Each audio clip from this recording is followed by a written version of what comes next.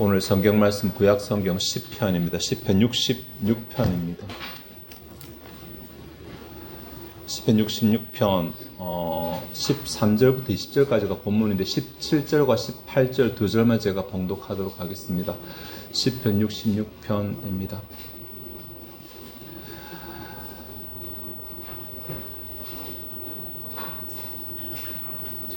내가 나의 입으로 그에게 부르짖으며 나의 혀로 높이 찬송하였도다. 내가 나의 마음의 죄악을 품었더라면 주께서 듣지 아니하시리라. 아멘. 여기까지 봉독하겠습니다. 시편 66편은 사실 저자가 누구인지 알려지지 않은 시입니다. 어떤 사람들은 왕일 것이다. 지금 시편 60편 흐름으로 봐서 그래서 다윗으로 보기도 하지만 보통 다윗 시는 다윗 시라고 알려져 있고 히스기야로 보기도 하거든요. 또 아사로 보기도 하고 보기도 하지만 본문에는 전혀 그러한 힌트는 나오고 있지 않습니다. 그래서 또 어떤 상황에서 이 시가 만들어졌는지도 또 파악되지는 않습니다. 표제에 인도자에 맞춘 노래, 인도자에 따라 부르는 노래라고만 되어 있기 때문에 이게 이제 예배하는 제사의 상황에서 불렸던 노래다. 이 정도만 우리가 추측할 수 있습니다. 내용으로 우리가 구분할 수 있는 이 시는 크게 세 부분으로 나눠져 있거든요. 총 20계절인데 488의 구조를 가지고 1절부터 4절까지는 하나님을 찬송하라, 여호와를 찬송하라 라고 하는 찬송으로의 부름이 있고 5절부터 12절까지는 아마도 이제 출애굽 사건을 바탕으로 하는 것 같은데 하나님께서 구원하여 주신 것을 찬양하고 있습니다. 우리가 살필 부분은 그 뒷부분입니다. 13절부터 20절까지인데 이게 시가 조금 특이한 게 5절부터 12절까지에 나오는 절들 8개의 절들의 주어, 문장의 주어는 1인칭 복수인 우리로 나와 있거든요. 우리.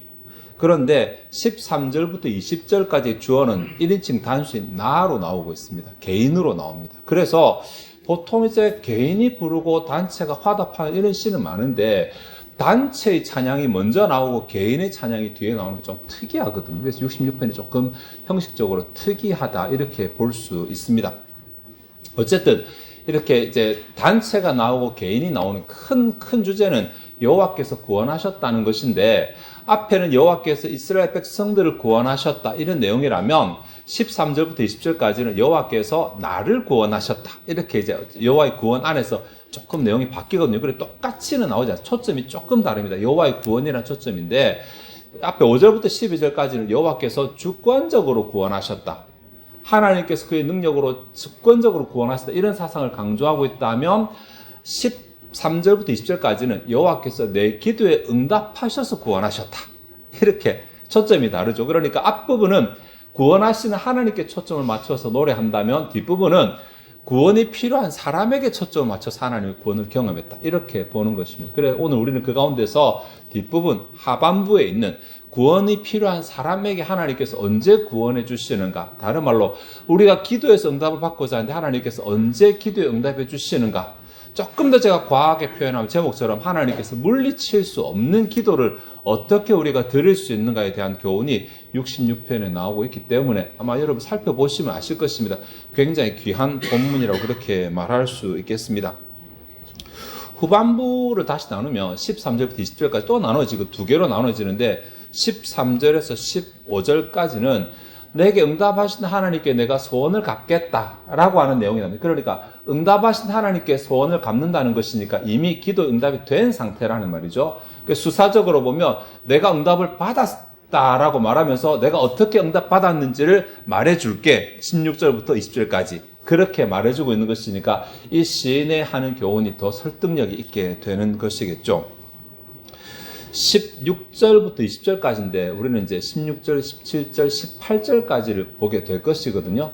이 가운데서 응답받는 기도, 응답받을 수밖에 없는 기도라고 해야 될 것인데 그가 갖추는 요건이 무엇인지를 하나씩 살펴보도록 하겠습니다. 우선은 기도 이제 교훈의 대상에 나오는 부분인데 16절에 보시면 하나님을 두려워하는 너희들이라는 표현이 나올 것입니다. 하나님을 두려워하다라는 말이 경외한다라도 되고, 공경한다도 되고, 또 경배한다도 되고, 이레라는 이 히브리어니까 이 단어가 예배한다도 되고, 그러니까 모든 사람이 다 기도 응답의 혜택을 받을 수 있는 것이 아니라 하나님을 두려워하는 자에게 이러한 일들이 일어날 수 있다고 말하는 것이거든요. 하나님을 두려워하는 자. 이게 이제 하나님을 대상으로 쓸 때 요즘 표현으로 바꾸어 말하면 하나님의 하나님 되심을 인정하는 자라고 말할 수 있는데, 하나님 되심을 우리 다 하는데 이렇게 생각하는데 사실 그렇지 않습니다. 하나님 되심을 인정한다는 것은 나의 언행 심사에 하나님이 반영된다라는 말입니다. 말로만 하나님은 하나님이십니다, 하나님이 위대하십니다 하는 것이 아니라 나의 생각에도 하나님이 반영이 되고 나의 행동에도 하나님이 반영이 된다라는 것입니다. 말라기서 1장 6절에 보시면 내 이름을 멸시하는 제사장들아, 나 만군의 여호와가 너에게 이르기를 아들은 그 아버지를, 종은 그 주인을 공경하나니, 여기 이르해라는 이 단어거든요. 내가 아버지일진데 나를 공경함이 어디 있느냐, 내가 주인일진데 나를 두려워함이 어디 있느냐 하나 너희는 이르기를 우리가 어떻게 주의 이름을 멸시하였나이까 하는도다. 이 내용 나옵니다. 사실 말라기서는 이제 총 6편의 설교로 되어 있고 가운데 첫 번째, 두 번째가 제사장들을 향한 경고이기 때문에 제사장들이 뭘 잘못했다는 것인데, 첫 번째 설교의 제사장들에 대한 경고를 하시면서 내 이름을 멸시하는 제사장들아라고 말합니다. 그러면서 인간으로 볼 때도 자녀는 부모를 공경하고 종은 주인을 공경하는데 너희는 내 종이라고 말하면서 어떻게 나를 이렇게 멸시하느냐, 이것인데, 그들은 우리는 멸시한 적이 없다고 말합니다. 이들이 일부러 말하는 것이 아니라 이들은 실제로 자신들 하나님 멸시 안 했다고 지금 생각하고 있습니다. 왜냐하면 매일매일 제사를 빠지지 않고 다 드렸거든요. 근데 하나님 뭐라고 말씀하시냐면, 너희가 지금 바친 재물을 보면, 말라기 하는 거 아니니까, 바친 재물을 보면 눈먼 것, 병든 것, 부실한 것, 이런 것들을 갖다 바치면서도 너희들은 우리가 하나님께 제대로 제사했다고 생각한다, 이렇게 말합니다. 그러니까 이제 기준이 다른 것이거든요. 하나님이 보시는 기준하고 제사장들이 보는 기준이 다른 것입니다. 제사장들이 보는 기준은 본문에 보면 이 일이 얼마나 귀찮은가, 얼마나 번패스러운고, 전부 다 안 하고 있는데 굳이 나만 왜 제대로 된 재물을 구별해 드려야 되냐. 그게 재물을 판별하는 게 기준이 꽤 까다롭거든요. 몸에 흠이나 점이 있으면 안 되잖아요. 그걸 다 찾아내야 되는데 얼마나 그냥 대충 하자, 대충, 이런 생각을 가진 것입니다. 이미 주의 제단은 더러워져 있고 다 그냥 대충 하니까 우리도 대충 하자, 이런 생각들을 제사장들이 가지고 있다는 것입니다. 그러니까 일단 기준이 율법이 말하는 엄격한 기준에서 그 당시의 제사장들 자기 안에 편리, 이런 것들로 기준이 바뀌고 나니까 자신들이 잘못한다는 생각이 전혀 안 드는 것입니다. 나는 제대로 하고 있는데 이런 생각하는 거죠. 이 기준이 오늘날도 있을 수 있습니다.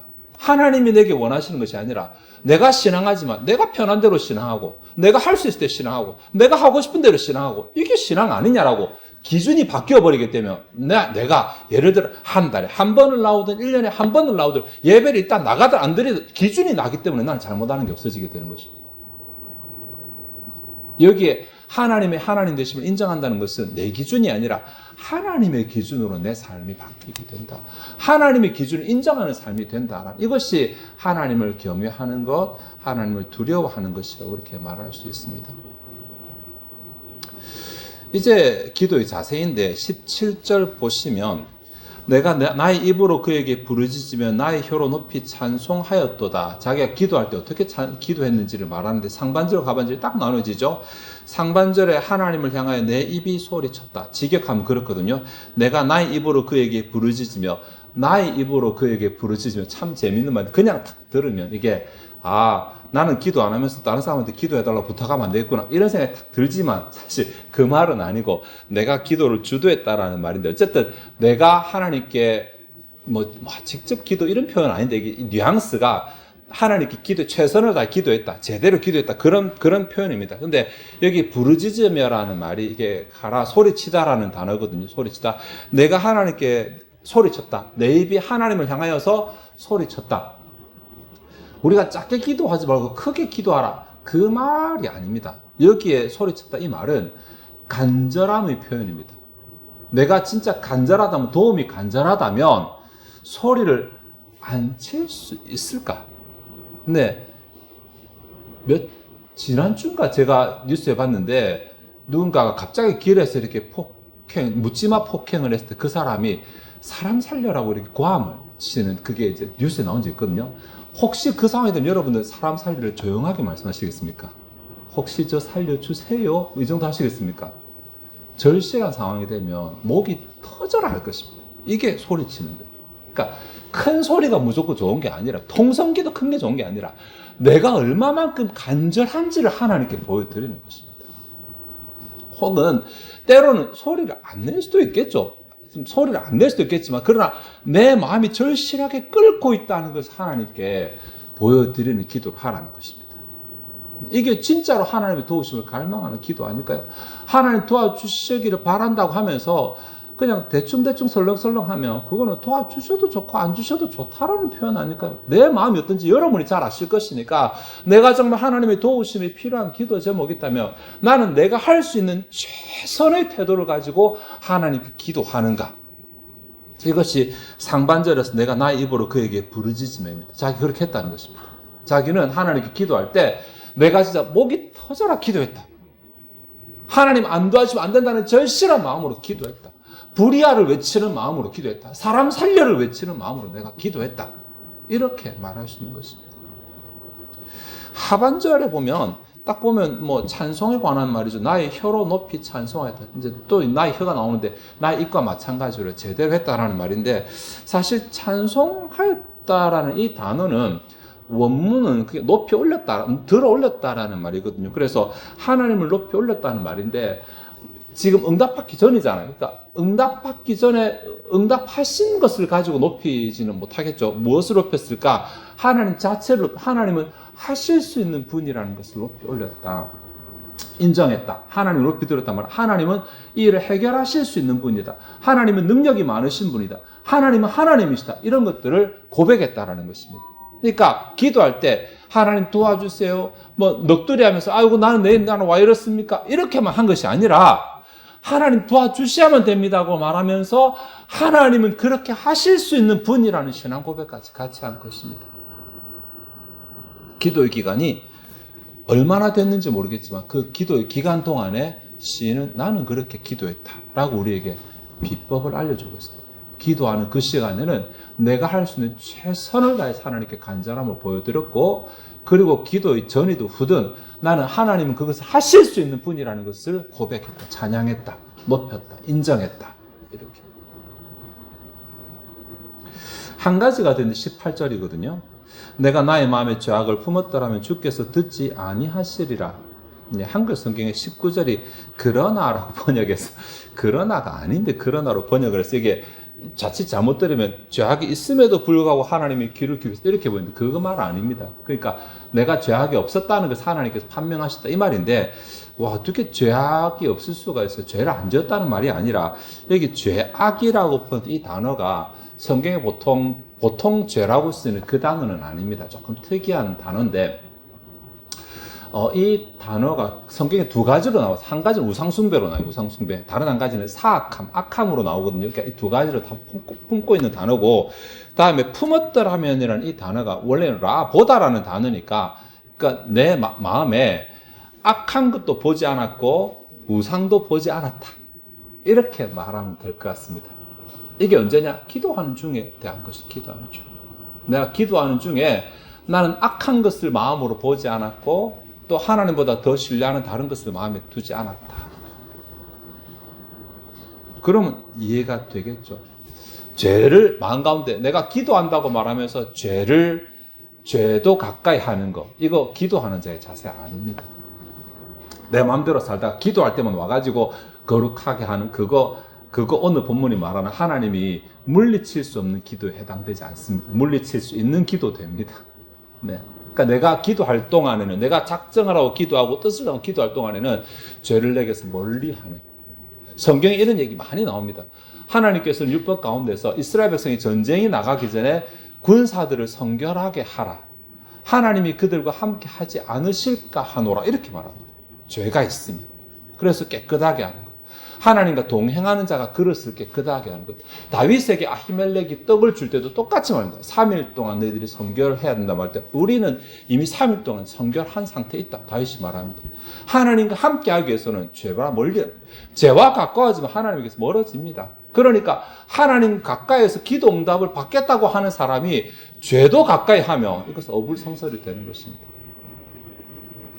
여기까지 정리하면 오늘 본문에서 시인이 하나님의 도우심을 경험한 그 비법이라고 해야 되지, 방법, 태도, 비법도 아니고 다 말했으니까 이것은 하나 더하기 3, 1 더하기 3의 원리를 가지고 있는데, 하나라고 하는 것은 하나님을 경외하는 신자가 되어야 된다는 것입니다. 하나님, 평상 하나님 인정하는, 하나님을 두려워하는, 내 언행 심사 가운데서 하나님이 들어있는, 하나님 뜻이 같이 반영되어 있는, 내 마음대로 살면서 예배할 때만 하나님 인정한다고 말하는 거 아니고 나의 생각과 행동에도 하나님이 반영되어 있어야 되고, 그렇게 하는 신자가 기도하는 딱 그 시간에는 나의 최대의 간절함을 보여서 기도하는, 이보다 내가 더 간절할 수는 없다라고 말할 정도로 기도합니다. 네, 그래서 네, 기도 딱 다 끝나면, 그런 경우 있으신지 모르겠어요. 저는 기도 다 끝나면 일단 너무 힘들어서 잠깐 이제 퍼져 있어야 되는. 내 기도할 때 너무 내가 막 간절하게 기도해서 예수님처럼 땀방울, 핏방울처럼 안 되더라도 너무 간절하게 기도해서 기도 끝나면 뭐 아무것도 할 힘이 없어서 잠깐 이렇게 퍼져 있어야 되는. 그 정도 하면 간절한 기도 될 수 있을지 모르겠습니다. 다음에 하나님을 향해서 하나님의 위대하심을 계속 찬양하는 신앙 고백을 드리는 것, 기도하는 기간 가운데 하나님은 위대하시다, 하나님은 전능하시다, 하나님은 이 문제를 해결하실 수 있다, 자꾸 찬양을 한다라는 것은 내가 그 신앙을 고백한다라는 말도 있고 내 마음속에 그 하나님에 대해서 확신을 다진다는 의미도 있거든요. 자꾸 하나님에 대해서 높이고 고백하는 것입니다. 하나님 그렇게 하실 수도 고백하는 것. 그리고 하나님의 도우심을 바라는 자답게 기도하는 기간 가운데 특별히 죄에서 멀어지는 것. 네. 이렇게 기도하면 하나님이 개입하실 수밖에 없어요. 아마 성경에서 아무리 뒤져봐도 이보다 더 완벽한 태도와 기도의 조건은 없을 것이, 여러분 찾아보시면. 하나님을 경외하는 가운데서 기도할 때 최선을 다하고 하나님이 응답하시든 안 하시든 하나님 하실 수 있는 분이시라는 것을 최대한 높이고 내 삶을 자제해서 죄로부터 멀어지게 되면 여기서 더 필요한 조건이 뭐가 있겠습니까? 말씀을 좀 정리하겠습니다. 기도 안 하는 신자는 없을 거예요. 모든 신자는 다 기도하겠죠. 근데 기도하고 안 하고 구분이 아니라 기도하고 응답을 누리고 못 누리고로 구분하면 좀 비참할란가요? 그렇게 구분한다면, 네, 기왕에 기도한다면 응답받는 기도하면 좋잖아요. 하나님이 지금도 안 살아계신 거 아닌데 왜 우리 하나님 항상 성경 가운데 2000년 전에, 3000년 전에, 4000년 전에 응답하셨던 하나님만 회상하면 우리가 자꾸 우리를 위로합니까? 지금도 역사하시는 하나님이신데 어떻게 하면 지금도 역사하시는 하나님, 여기 기록된 하나님, 오늘 시편처럼 앞부분에는 공동체로 구원하신 하나님이 그게 끝이 아니라 옛날에 출애굽을 하신 하나님, 그 하나님 끝이 아니라 지금도 내 기도에 응답하신 하나님을 고백하고 있어요. 우리 어떻게 하면 지금도 내 기도에 응답하신 하나님을 경험할 수 있는가? 내 마음대로 살면서 내 기준대로 신앙하면서는 경험할 수 없습니다. 하나님이 말씀하시는 대로 우리가 살아야지 똑같이 경험할 수 있습니다. 그때도 지금 동일하게 역사하시는 하나님을 경험할 수 있습니다. 그것은 하나님 앞에서 나의 신앙의 태도를 확인하는 것이고, 그것은 하나님 앞에서 나의 기도의 태도를 확인하는 것이고, 그것은 하나님 앞에서 나의 찬송의 태도를 확인하는 것이고, 그것은 하나님 앞에서 나의 삶의 태도를 확인하는 것입니다. 네. 와, 깝깝하다. 그렇게 하면서 어떻게 내가 살아갈 수 있을까? 이렇게 생각될지 모르겠지만, 평상시가 아니라 내가 특별한 기도 제목이 있을 때, 하나님이 그 내게 꼭 응답하셨으면 좋겠다. 이런 제목이 있을 때, 그런 기도를 하면 이런 기도를 작정 기도라고 그렇게 말할 수 있는 거예요. 작정, 뜻을 정하여 기도하는 것이라 말할 수 있는 것입니다. 하나님을 존중하지 않고 하나님을 인정하지 않으면서 기도하는 것. 글쎄요, 우리는 하나님이 예배자를 찾으신다고 생각하는데 아니요, 하나님은 신령과 진정으로 예배하는 자를 찾으십니다. 하나님이 기도자를 찾으시는 것이 아니라 하나님께 제대로 기도하는 자를 찾으신다는 사실을 기억하시고, 우리의 기도와 성경이 말하는 하나님의 기준을 살펴보시고 하나님의 기준에 맞추려고 노력하는 가운데 우리 가운데서도 기도에 응답했다는 간증이, 오늘 시편 66편의 하반절 같은 간증이 하나둘 점점 많아지고 풍성하게 되기를 바랍니다. 기도하시겠습니다. 하나님, 오늘 시편 66편의 한 부분을 살펴보았습니다. 과거에 이스라엘을 구원하셨던 하나님을 찬양할 뿐만 아니라 지금도 그 하나님이 동일하게 나의 하나님이시며 지금도 나의 기도에 응답하시는 하나님이라는 것을 고백한 시편이었습니다.